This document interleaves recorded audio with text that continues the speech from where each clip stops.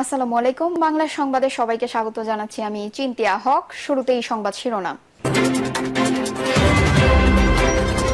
চট্টগ্রাম বন্দর বিদেশিদের দেওয়া এখতিয়ার অস্থায়ী অনির্বাচিত সরকারের নেই, বলছেন সালাউদ্দিন। এদিকে সিঙ্গাপুর গেলেন শেখ হাসিনার চাচা শেখ কবির। জানাবো নির্বাচন ছাড়া সংবিধান সংস্কার কিভাবে শেষ করবেন, প্রশ্ন জোনায়েদ সাকির। বাংলাদেশে আমাদের চেয়ে বড় মাফিয়া নেই, বলছে এনসিপির নেতা। এবং সর্বশেষ জানাবো কোনো অপশক্তিকে শেখ হাসিনার চেয়ে বেশি শক্তিশালী ভাবার কারণ নেই। শুনছিলেন সংবাদ শিরোনাম, এবারে বিস্তারিত।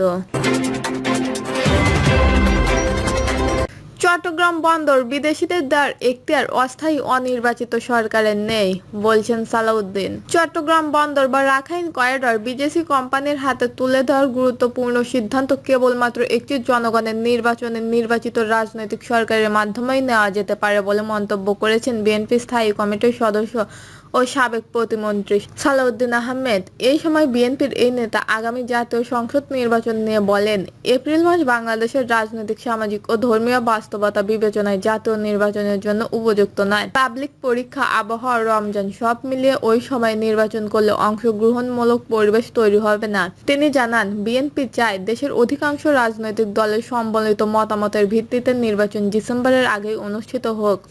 এর আগে সালাউদ্দিন আহমেদ কক্সবাজার জেলা বিএনপির কার্যালয়ে পুনর্নির্মাণ কাজ পরিদর্শন করেন। উল্লেখ্য, 2024 সালের 4ই আগস্ট এই কার্যালয়ে আওয়ামী লীগের নেতাকর্মীরা হামলা চালিয়ে পুড়িয়ে দেয় বিএনপির পক্ষ থেকে অভিযোগ করা হয়। তিনি বলেন, বিএনপি মানে গণতন্ত্রের ঠিকানা। এই কার্যালয়কে একটি আধুনিক বহুতল ভবনে রূপান্তর করার পরিকল্পনা নেওয়া হয়েছে। এই দিন বিকালে পেকুয়া উপজেলায় বিএনপির কার্যালয় উদ্বোধন শেষে এক সমাবেশে বক্তব্য রাখেন সালাউদ্দিন আহমেদ। পরে তিনি 2024 সালের জুলাই মাসে গণঅভ্যুত্থানে নিহত ছাত্রদল নেতা ওয়াসিমের কবর জিয়ারত করেন এবং ওয়াসিমের পরিবারের সঙ্গে সাক্ষাৎ করেন।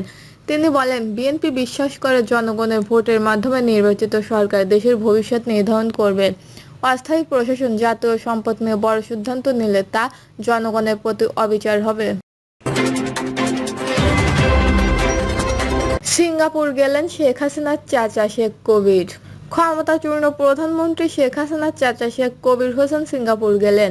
রোববার সকালে হযরত শাহজালাল আন্তর্জাতিক বিমানবন্দরের একটি ফ্লাইটে সিঙ্গাপুরের উদ্দেশ্যে রওনা হন তিনি। বিমানবন্দর ইমিগ্রেশন শাখা এই তথ্য নিশ্চিত করেছেন। এছাড়াও পুলিশের বিশেষ শাখা ডিআইজি মোয়াজ্জেম হোসেন গণমাধ্যমকে এ তথ্য নিশ্চিত করেন। তবে শেখ কবিরের বিদেশ যাত্রায় কোনো নিষেধাজ্ঞা ছিল কিনা এই ব্যাপারে কোনো মন্তব্য করেননি তিনি। 82 বছর বয়সী শেখ কবির হোসেন শারীরিকভাবে অক্ষম, সাময়িকভাবে চলাফেরা করতে পারেন না। এরপরেও শেখ হাসিনা অনুকূল্য ও ক্ষমতার প্রভাবে গুরুত্বপূর্ণ 23টি প্রতিষ্ঠান ও সংস্থার শীর্ষ পদে ছিলেন তিনি।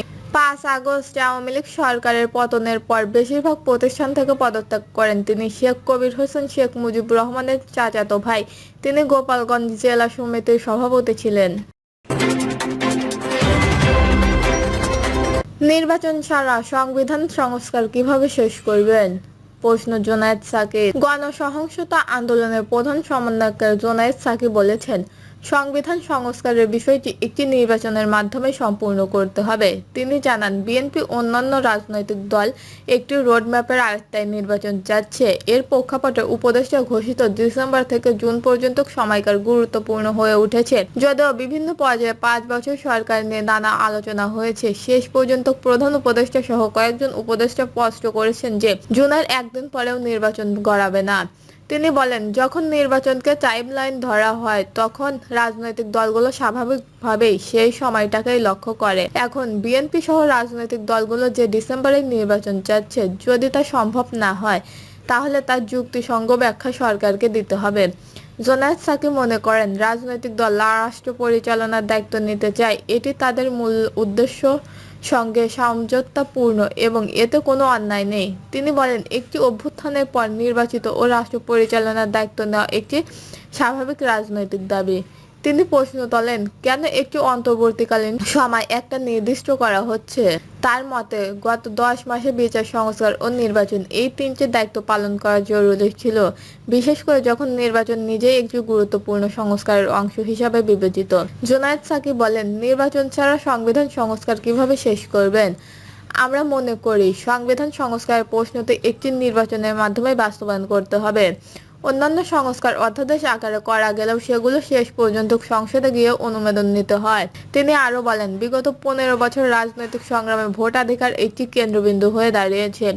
যেমন স্বাধীনতার সংগ্রাম দেশের জনগণকে ঐক্যবদ্ধ করেছিল, তেমন ভোটাধিকার একটি সার্বজনীন নাগরিক অধিকার হয়। সকল মতাদর্শকের মানুষ এই দাবির পক্ষে এসেছেন, যে কারণে নির্বাচন আমাদের সংস্কার প্রক্রিয়া ও দীর্ঘদিনের রাজনৈতিক লড়াইয়ের একটি গুরুত্বপূর্ণ বিষয় হিসেবে সামনে এসেছে, যোগ করেন জোনায়েদ সাকি।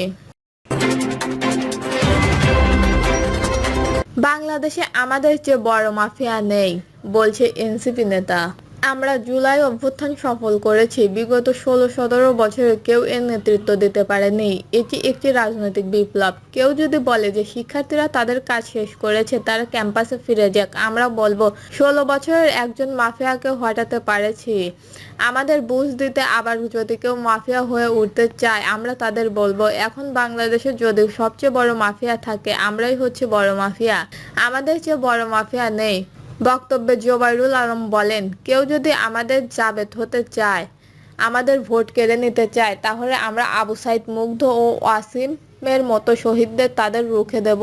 জোবাইরুল আলম আরো বলেন, সংখ্যার চিন্তা করার দরকার নেই। 18 জুলাই আমরা 20-25 জন শাহ আমানত সেতু ব্লক করি, এমন কম সংখ্যক ছাত্র জনতা নিয়ে যদি আমরা আনোয়ার কর্ণফুলী থেকে চট্টগ্রামে গিয়ে নেতৃত্ব দিতে পারি, তাহলে এখন কেন পারবো না? এনসিপির নেতা জোবাইরুল আলম বলেন, কেউ কেউ ভালোবেসে যখন জুলাই যোদ্ধা বলে, তখন আমরা অনুপ্রাণিত হই, তাই তখন দায়বদ্ধতা বেড়ে যায়। আপনারা হীন সম্মান রাখবেন না। আমরা যারা এখানে আছি, এখান থেকে চেয়ারম্যান, মেম্বার, মেয়র হব। কোনো অপশক্তিকে শেখ হাসিনার চেয়ে বেশি শক্তিশালী ভাবার কারণ নেই। জাতীয় নাগরিক পার্টির মুখ্য সংগঠন সাজিদ আলম বলেছেন, স্থানীয় কোনো অপশক্তিকেই ফেরাউন বা শেখ হাসিনার চেয়ে বেশি শক্তিশালী ভাবার কারণ নেই। হুঁশিয়ারি দিয়ে তিনি বলেন, চাঁদাবাজি, দখলদারি ও মামলা বাণিজ্যের বিরুদ্ধে তরুণ প্রজন্মকে ঐক্যবদ্ধভাবে রুখে না দাঁড়ালে পুনরায় দমনমূলক ব্যবস্থা আবার ফিরে আসবে। সোমবার বিকালে ঠাকুরগাঁও ইকোসেশন ডেভেলপমেন্ট অর্গানাইজেশন মিলনের পাবলিক বিশ্ববিদ্যালয় অধ্যয়নে শিক্ষার্থীদের সংগঠন ঠাকুরগাঁও চিরন্তর আয়োজিত এক সম্বর্ধনা অনুষ্ঠানে তিনি এইসব মন্তব্য করেন। সাজিদ আলম বলেন, আপনাদের কাছে একটা আহ্বান, অনুগ্রহ করে কাউকে এত বড় মনে করবেন না, এত শক্তিশালী মনে করবেন না যে সে ফেরাউন বা শেখ হাসিনার চেয়ে। এই মুহূর্তে আপনাদের ঠাকুরগাঁও শক্তিশালী, যেখানে অন্যায়, অপকর্ম এগুলো আমাদের সামনে নিয়ে আসতে হবে। সবাই খারাপ আমলনামা মানুষের সামনে প্রকাশ করে নিয়ে আসতে হবে। দর্শক, এই ছিল এখনকার সর্বশেষ নিউজটি ভালো লাগলে একটি লাইক দিন, কমেন্টে আপনার মতামত জানান এবং আমাদের পাশে থাকার জন্য বেল বাটনটি অন করে রাখুন। ধন্যবাদ।